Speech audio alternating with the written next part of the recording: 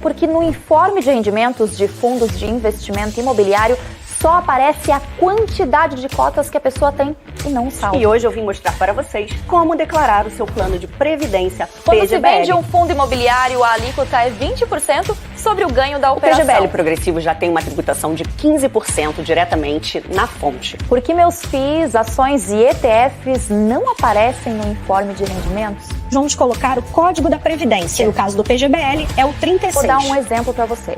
Eu fiz um CDB de R$100 mil e em 31 de dezembro ele vale 120 mil. Ficou com alguma dúvida? Comente aqui embaixo que a gente responde.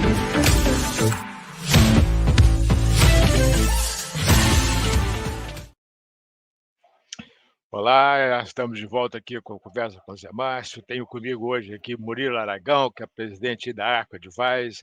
É um prazer enorme ter você aqui conosco, Murilo. Muito obrigado por ter aceito o nosso convite. Vamos falar um pouco sobre o cenário político, né? Quer dizer, acho que esse é o ponto importante. Temos aí alguns ruídos no cenário político. Vamos tocar essa brincadeira aí para frente. Bom, Murilo, como é que você está vendo aí o cenário de modo geral? Como é que você está vendo aí? Teve essa questão aí da medida provisória 1202, como é que a caducidade pela metade dessa medida provisória, como é que você está vendo esse processo?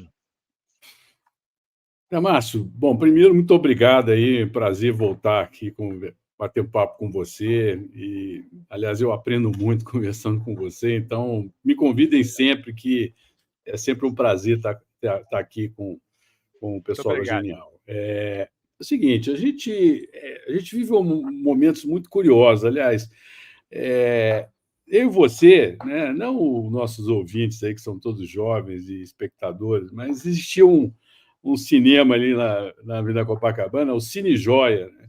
Isso, que era um cinema pequenininho e que ficava passando um monte de coisas, não era um filme, ele ficava passando documentário, desenho animado, noticiário, novamente um documentário. Então, a política em Brasília é mais ou menos assim, quer dizer, é cheia de pequenas histórias que vão se sucedendo e que terminam, vamos dizer, levando o barco Brasil SA ou Brasil governo para algum lugar. E o que a gente vê nesses últimos 3 meses? Para onde o barco foi, né? A gente vive uma situação paradoxal. Eu faço uma analogia precária, mas só a título de ilustração, com relação à situação no Peru. No Peru, a economia vai bem e a política vai mal. Isso é tradicional. Os presidentes do Peru conseguem bons resultados na economia, mas isso não se traduz em poder político e, normalmente, terminam em crise, impeachment, enfim, tudo que aconteceu na história do Peru nos últimos anos. O Brasil inaugura o semestre, né, com, tecnicamente, expectativas positivas, porque o governo conseguiu aprovar a sua agenda no ano passado, despejou muito dinheiro na economia, a economia cresceu mais do que esperado, o resultado fiscal foi melhor, a arrecadação subiu, o desemprego caiu, ou seja, tudo de bom para que o governo tivesse, vamos dizer, um capital político para gastar no debate da reforma tributária. No entanto, o que acontece? Já no apagar das luzes do ano passado, o governo comete um erro primário de etiqueta política.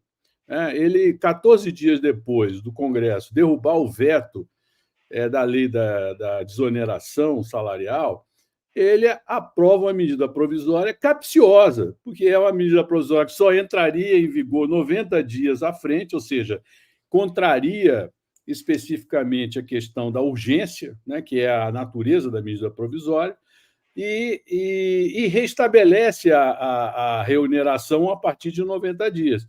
Ora, isso é um tapa na cara, não é nem um tapa de luva de pele, é um soco no nariz do Congresso Nacional, sem combinar. Tinha que ter dito, espera aí, vamos arrumar uma solução, vamos sentar para discutir uma solução. Quem sabe um projeto de lei com urgência constitucional, e aí se dá tempo de se debater aqui e ali. Mas não, foi na lata, e a justificativa cândida né, no sentido americano, olha, porque a gente precisa. Eu falei, mas esse negócio de precisar, isso não existe em política precisar ou não precisar. Existe sim a capacidade de fazer ou não fazer. E do jeito que foi feito de uma maneira errada. Olha, isso desgasta o governo. O governo, o Pacheco até foi paciente, porque ele devia ter devolvido a medida provisória, ele não devolveu. O que ele fez? Esperou a primeira tranche da medida provisória e caducou uma parte dela, dando uma porrada no governo. E aí o Haddad aparece com a história: precisamos fazer um pacto. Bom, o pacto tinha que ter acontecido em dezembro. Em dezembro, tinha que ter feito um pacto. Quer dizer, só o seguinte: a minha agenda para esse ano é essa daqui, por causa de tais e tais e tais razões fiscais, e eu gostaria muito de ter o apoio do Congresso e quero saber o que a gente pode fazer junto. Isso era o pacto. Agora, depois que levou o soco na cara, que foi nocauteado, que caiu, está lá no córner, e o juiz contando para acabar a luta, ele disse: não, para, vamos fazer um pacto. Não, agora não, o pacto é outra coisa. Enfim, e a popularidade caiu. Quer dizer, quando a popularidade cai, a gente tem aquilo que eu escrevi, que é a teoria do custo político. Você gera inflação política. O custo político aumenta quando a popularidade cai. Porque o Congresso, hoje, Zé Márcio e nossos amigos estão nos ouvindo, um deputado tem 70 milhões por ano de emendas para distribuir, e um senador 140 milhões, grosso modo. Ele não precisa agradar o governo, porque o governo é obrigado a depositar, entre aspas, na conta dos eleitores deles, 70 milhões. Quer dizer, então acabou aquela forma que existia antigamente de você cooptar o Congresso liberando dinheiro. Hoje o dinheiro é obrigatório, é 70 paus. Quer dizer, um deputado, aliás, só não se reelege se ele for um perfeito idiota, porque com 70 milhões por ano distribuindo para o seu eleitorado é mole, né? Eu ia ser campeão de voto distribuindo 70 milhões no Rio de Janeiro, né? Ou em São Paulo, ou em Brasília. Enfim, então, o governo é muito inábil e isso cria dificuldades, Zé Márcio. E só para finalizar, porque eu falei muito aqui, ao invés de explorar o lado positivo, olha, o desemprego caindo, a economia crescendo, não. A prioridade do governo é dar porrada no Banco Central, nos juros, no empresário, banqueiro só quer saber de dinheiro, o mercado não tem coração, o agronegócio é insensível. Quer dizer, uma agenda negativa, ele atrai para si uma agenda negativa, se mete nessa questão de Gaza, é meio leniente em relação à questão ucraniana, quebrou a cara agora nesse negócio da Venezuela, né? Quando disse, não, vai ter aqui uma eleição mais ou menos, aí na hora H não é. Aí agora mesmo, hoje ou ontem, o Maduro promulga a lei anexando o Essequibo à Venezuela, ou seja, enfim, então, esse conjunto de obra aí é confuso para o governo e só tem um efeito, que é aumentar o custo político, o custo de transação política. É igual à teoria do custo econômico, que você conhece muito bem. É a mesma coisa. Ponto. Essa é a situação que a gente vive num ano eleitoral, um ano curto, e com agenda dificílima, que é da reforma tributária. Agora, Murilo, quer dizer, tem duas coisas aí que são importantes, quer dizer, que realmente me surpreende. A primeira coisa importante é o seguinte: foi um erro primário pela sua análise, tá certo? Como que um governo, que é o terceiro governo do presidente Lula, tá certo, faz um erro primário desta ordem, do ponto de vista político? Acho que essa é uma pergunta importante. Você acha que eles, como eles conseguiram aprovar muitas coisas ao longo de 2023, na verdade, num acordo, numa aliança informal com os presidentes da Câmara e do Senado, tá certo? O governo conseguiu aprovar bastante projeto de aumento de impostos aí para aumentar receitas, para financiar gastos já programados. Você acha que isso subiu a cabeça do governo? Quer dizer, você acha que pode ser por aí? E a segunda coisa que eu acho que é preocupante, quer dizer, a gente tem aí um ano em que você tem que gerar um superávit, quer dizer, você vai ter que equilibrar as contas públicas em 2024 e gerar superávit primário em 2025 e 2026 pelas metas do arcabouço fiscal. Como é que fica isso a partir de agora? Quer dizer, essa questão do pacto, outra coisa que eu acho que é importante é o seguinte: essa questão do pacto. O pacto é uma coisa completamente diferente do que foi feito ano passado. O PAC exige um pacto nacional, exige uma definição de um programa de governo entre os partidos, tá certo? A divisão de poderes, coisa que o PT, historicamente, nunca fez. Como é que você está vendo essas questões? Bom, vamos lá. Primeiro é o erro, né? Esse negócio da competência histórica passada, ela ajuda a pessoa a não cometer erros, né? Existe até um ditado: ouça o passado, ele tem muito a te ensinar. E tal. E o governo não viu o passado, né? Mas o pior de não ter ouvido o passado é não ter entendido o presente. Porque hoje, né, em matéria de coordenação política e relação institucional entre os poderes, o governo traz aqui um software do início do século, entendeu? Cadê o meu disquete aqui? Onde é que eu vou colocar meu disquete para rodar o programa? Não existe mais disquete. Está na nuvem da Dilma, né? Está na nuvem. Quer dizer, hoje o software de gestão política é outro, é uma divisão de poderes, todos os poderes cresceram em relação ao executivo, né? O executivo perdeu atribuições e perdeu a autonomia que existia, até a autonomia psicológica que existia antes, porque, na prática, a Constituição que está vigindo hoje é a mesma que vigia no início do século. Só que, no início do século, as pessoas olhavam para o executivo com respeito, e o executivo tinha mecanismos que faziam com que ele controlasse a arena política, que não existe mais. Então, há não é uma revolta, uma incompreensão e uma não aceitação de que hoje o jogo é outro, né? Mudou a regra, né? A regra é diferente e o governo tem que se adaptar a essas novas regras. E o governo demora esse aprendizado. Por isso que eu disse que a decisão do Pacheco foi uma porrada pedagógica, né? Falou assim: não é assim que se faz, vou caducar essa parte da medida provisória. Ou seja, deu uma lição de etiqueta política. Então, o governo precisa aprender a etiqueta política e o presidente Lula, que é super experiente, ele tem que se envolver nessa articulação. E isso hoje não acontece. Então, uma articulação política hoje do governo é feita, sobretudo, pelo Haddad, né? E o Haddad, ele tem a agenda dele, ele precisava ter um anteparo, ele precisava ter uma relação intermediária ali e até arbitrada pelo próprio presidente para ajudar a transitar a agenda econômica. Então, eu vejo que o governo tem que se aperfeiçoar politicamente. Evidente que isso não é impossível de acontecer. O Lula é inteligente, ele sabe que se ele continuar a perder popularidade, o custo de governança, de governabilidade vai aumentar muito, né? O Congresso vai ser mais independente ainda. É um ano muito sensível, porque a gente tem a segunda eleição mais importante do país, daqui a menos de um ano, que é a do presidente da Câmara e do presidente do Senado. Como nós vivemos hoje um regime de coabitação política, uma espécie de semipresidencialismo, a eleição do presidente da Câmara e do Senado é da maior importância, é a segunda eleição mais importante do país depois do presidente da República. Então, os desafios são muito grandes. E se a perícia, o nível de perícia não ser elevado, o governo vai sofrer ao longo do ano e o Congresso vai imperar na agenda. O Congresso vai imperar na agenda. E vai ser sempre assim. Hoje, o Congresso ainda está dando uma colher de chá e demorando a votar os vetos, né?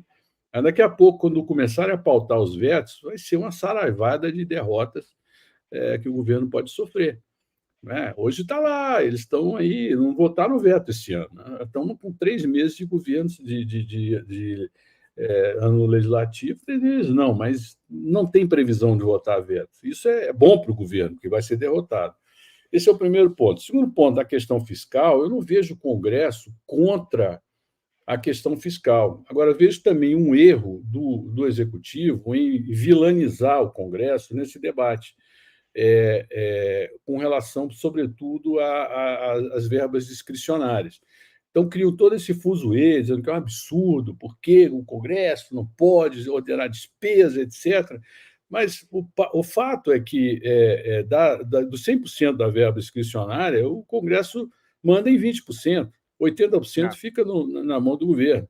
Então, e o problema, eu não vejo os problemas. O problema é como o dinheiro é executado. Isso que tem que ser debatido. Como o dinheiro é executado. O deputado mandou para Teresópolis para fazer uma ponte, que a ponte seja feita dentro dos critérios que o TCU estabelece e tudo mais. Quer dizer, esse é o problema. O problema não é o deputado ter o dinheiro ou o senador ter o dinheiro, porque isso é uma prática mundial. Agora, eles vilanizam isso como se isso fosse o problema fiscal do país, e não é. E a imprensa, que é muito rasteira, ela cai nessa história. E como ela não gosta do Arthur Lira também, então fica comprando a ideia de que isso é um absurdo, que, coitado do governo, fica sem dinheiro. Não, o governo tem 80% da verba discricionária e o governo também tem que fazer o dever de casa dele de cortar as despesas e enfrentar os gastos mandatórios também. Isso é um debate que não é colocado. Então, eu vejo que o Congresso vai contribuir, sim, vai contribuir para se chegar ao superávit primário, mas vai ser complicado, vai ser muito complicado, vai depender de aumento de arrecadação, vai depender da boa articulação política, vai depender também dessas vitórias no Judiciário, que, aliás, foi muito generoso com o Congresso, com o Executivo nesse ano que passou. Enfim, eu não sei, eu também tenho uma visão menos ortodoxa, Zé Márcio, de que a meta fiscal tem que ser cumprida, né? Eu acho que a meta fiscal tem que ser perseguida. Essa é a questão. É igual a meta da inflação. A meta da inflação não é para ser cumprida, é para ser perseguida. E perseguida para menos, se não for possível atingi-la, ou perseguida para mais, se puder até superar o objetivo previsto. Eu acho que isso que é o importante, é o governo e os poderes públicos demonstrarem que estão comprometidos com a política fiscal mais saudável. Eu acho que isso é a coisa mais importante. Agora, vamos ver. Esse ano, como eu disse, é um ano de muita discussão, ano eleitoral municipal, eleitoral na Câmara e no Senado, já que é no início do ano que vem, ano de reforma tributária, governo tendo problemas na área de saúde, na área de educação, muita reclamação da parte dos aliados, a questão da segurança pública, que fica aí pairando, que pode ter um efeito ruim. Ontem eu estava conversando com o secretário de Segurança do Distrito Federal, o Sandro Avelar, e dizendo, Brasília está tudo ótimo, está tudo bem, mas a sensação de insegurança que transparece vindo do noticiário, do que acontece em São Paulo, do que acontece no Rio, gera um temor, mesmo nos lugares onde a criminalidade é baixa. Há um problema também, um efeito colateral, que é o combate ao crime organizado aumenta o crime desorganizado, porque o crime organizado é um fator de estabilização da criminalidade. Se você tem um crime organizado, ele corta a bandidagem para trabalhar organizadamente dentro do crime. Agora, quando você não tem isso, o que acontece? Os caras vão brigar na rua, vão assaltar, fazer violência de rua, briga de gangue, etc. Isso aconteceu em Chicago.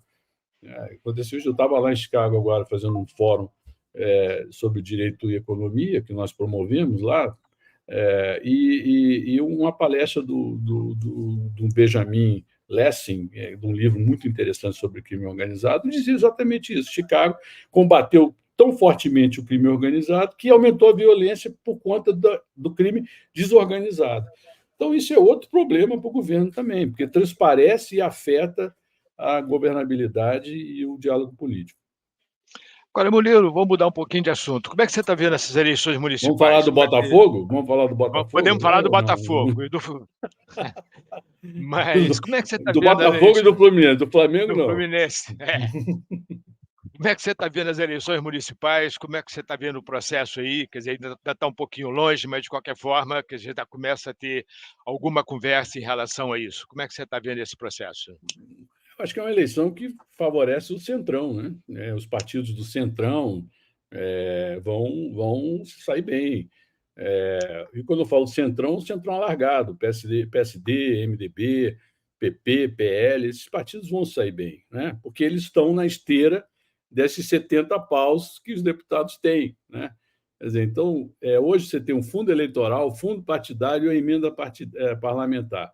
Então, esses partidos, no grupo, na soma, são aqueles que têm a maior fatia de dinheiro para a campanha eleitoral, seja financiando a campanha em si, seja por meio de realizações e obras que fazem nos municípios. O PT e os seus aliados estão meio desorganizados em relação a isso. Provavelmente o PT não deve eleger ou eleger um ou dois prefeitos de capital. Quer dizer, ou seja, então perdeu dimensão. Não tem candidato no Rio, não tem candidato em São Paulo, né? Quer dizer, não é um candidato do PT, é o Boulos, enfim. Então, eu vejo que é uma eleição que favorece vamos dizer, o retrato político do Congresso Nacional da eleição passada. Ou seja, deve replicar esse modelo, esse resultado que aconteceu na eleição passada. O PT não vai avançar, ou se pode avançar, é evidente, ganho significativo, mas há um problema de falta de narrativa.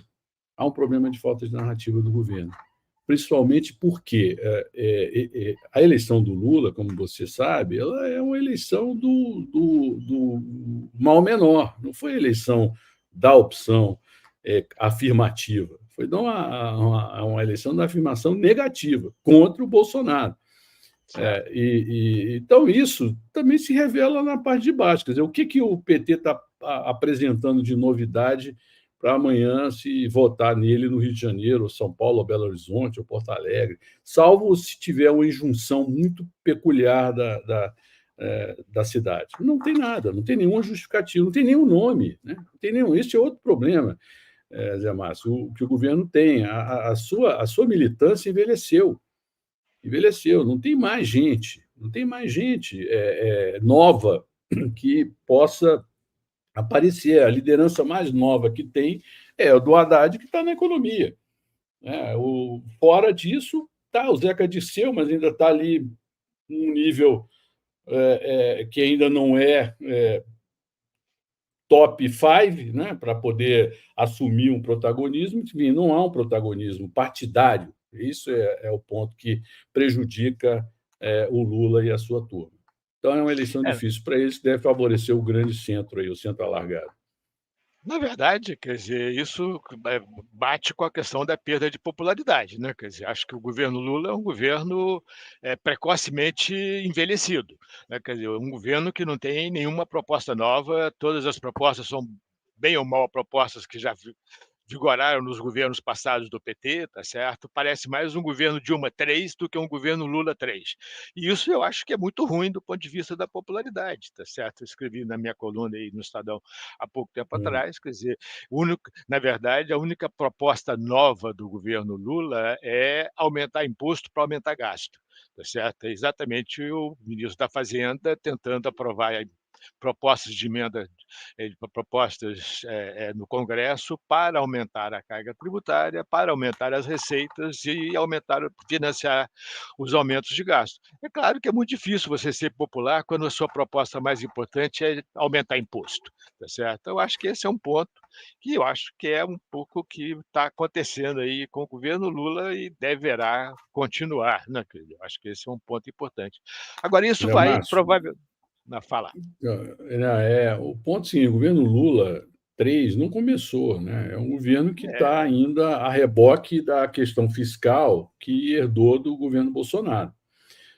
Isso é um ponto 1. Ponto 2, ele se dedicou a uma agenda que tem pouca aderência com a população. Esse negócio de se envolver com o BRICS, trazer o Irã, falar sobre Gaza, Ucrânia, ou Venezuela, isso não tem apelo. O Brasil é um país muito longe do mundo, né? E grande, muito grande também, né? Grande e longe, né? Nós estamos longe da fronteira, né? A gente não vive, né? A gente não tem não é como a Europa, que o sujeito espirrou, passou de um país para outro, uma cultura para outra. Então, toda essa agenda, ela termina indo justamente naquela faixa eleitoral que não é nem bolsonarista nem lulista, que eventualmente votou nele. votou nele contra o Bolsonaro. Aí esse cara olha, é onde ele perde popularidade. Ele não perde popularidade no lulismo, mas o lulismo não elege, como o bolsonarismo não elege também.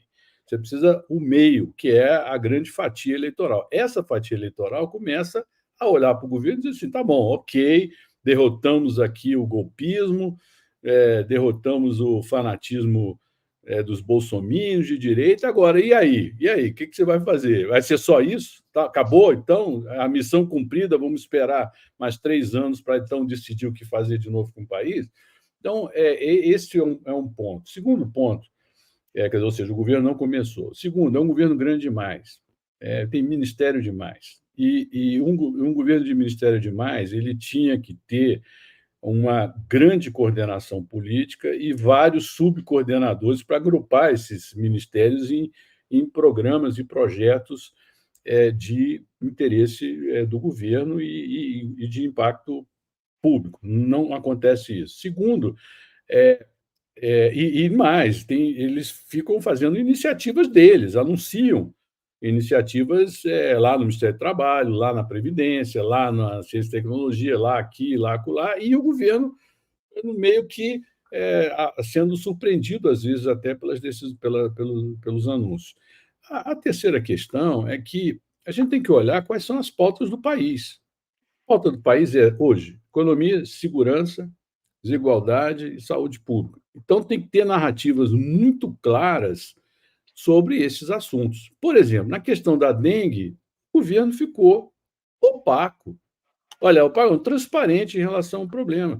A gente não viu a ministra da Saúde e a rede nacional e o governo se posicionar para conclamar a população para uma atitude proativa de combate, de evitar acúmulo de água, essas coisas, para realmente ter uma população ativamente combativa em relação à proliferação dos mosquitos da dengue, também programas de detetização, aqueles fumacê, ninguém ouviu. O governo ficou meio debatendo a vacina e pronto, mas tipo assim, eu vou me esconder desse assunto aqui porque eu não tenho muito o que dizer. Então, isso é ruim. Na segurança pública é outro problema. Se a gente olhar no meio de uma crescente onda de insegurança pública e de percepção de insegurança pública, qual é a agenda do governo nesse tema nesses últimos 3 meses? Primeiro mudou lá, colocou o Lewandowski, que é uma grande iniciativa, um grande cara, experiente. Agora, a discussão é o assassinato da Marielle, a fuga de Mossoró e Câmara Corporal. São esses 3 temas que o governo está tratando. São temas muito importantes, sem dúvida. A questão da Marielle é simbólica, né? Chegar aos culpados e punir os culpados é importantíssimo para reafirmar o império da lei e da ordem. A Câmara Corporal também é importante, mas tem que se criar uma doutrina para o uso de como fazer. Agora, não existe um movimento de integração com os governadores para uma ação coordenada. O que aconteceu? Os governadores do Sudeste e do Sul estão se coordenando, estão se organizando para uma política integrada. Quem devia estar liderando isso era o ente maior da federação, que é a União. A União devia chamar os governadores e falar, vamos fazer um plano aqui, vamos fazer um projeto aqui. Tem coisas bizantinas sendo debatidas, por exemplo, o que não são debatidas, tipo a Força Nacional. A Força Nacional ela não existe. A Força Nacional ela é composta de PMs dos estados que são alocados na Força Nacional. Mas não existe uma força própria. Ela não tem um treinamento. Ela tem treinamento e tudo mais, mas ela devia ter uma estrutura própria, tipo uma Guarda Nacional nos Estados Unidos, com poderes definidos de intervenção, com carreiras específicas. Né? Podia, inclusive, aproveitar o contingente de soldados e recrutas que deixam as Forças Armadas todos os anos, já poderiam começar a serem incorporados aí, até de forma direta, tal, mas não, aí tem uma regra que a AGU não deixa, porque tem que ter um concurso, tem que ter isso, tem que ter aquilo, e aí não acontece nada. Então, acho que, nesse ponto, o governo se expõe demais a amanhã se desgastar numa bandeira transversal que é a questão da segurança pública. Agora, essa eleição, o resultado dessa eleição municipal vai afetar as eleições nacionais, principalmente no legislativo, né? Como é que você está vendo esse processo? Assim, porque essa eleição, ela é tipo o preparo para o dia D, né? Então, os partidos vão invadir a Normandia, e o sucesso dessa invasão, que é a eleição geral de 2026, depende do resultado das eleições municipais, porque as eleições municipais reforçam os cabos eleitorais no nível municipal, distribui, dá o contorno político dos estados, e aí, com isso, os partidos desenham suas coligações, né? Enfim, então, essa eleição ela é fundamental porque ela é o preparo da grande eleição geral de 2026. Esse resultado vai determinar o que cada partido vai fazer, onde ele vai predominar, né? Aqui em Alagoas eu saio com cabeça de chapa, você indica o vice, etc. No Rio de Janeiro é diferente.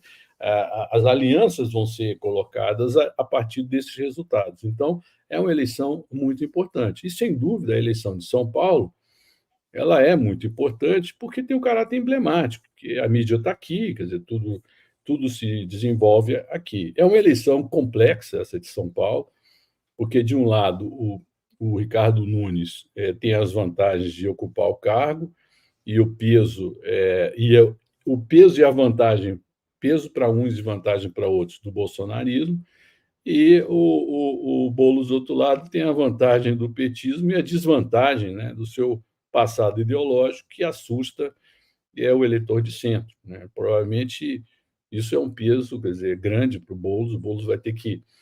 O Boulos, no fundo, concorre contra ele mesmo, né? Então ele vai ter que adequar a sua narrativa para poder ser um candidato efetivamente vitorioso. E tem esse erro aí do MTST com a figura de Cristo crucificado, bandido, que é uma maluquice, negócio impressionante. Não, realmente acho que a eleição de São Paulo vai ser fundamental. Bom, Murilo, muito obrigado por ter aceito nosso convite, excelente, muito bom mesmo, tá certo? Você é sempre muito interessante, muito sagaz, tá certo? Muito obrigado. Valeu, amigo. E até a próxima. Valeu, conte comigo aí, um abração a todos aí Um na Genial. abração. Tchau. Você já conhece as LCIs? Sabe como funcionam e quando vale a pena investir? Assista ao Genial Responde desta semana e descubra as vantagens da LCI e se ela vale a pena para você. Como você já sabe, é rapidinho e direto ao ponto. Eu te espero por lá.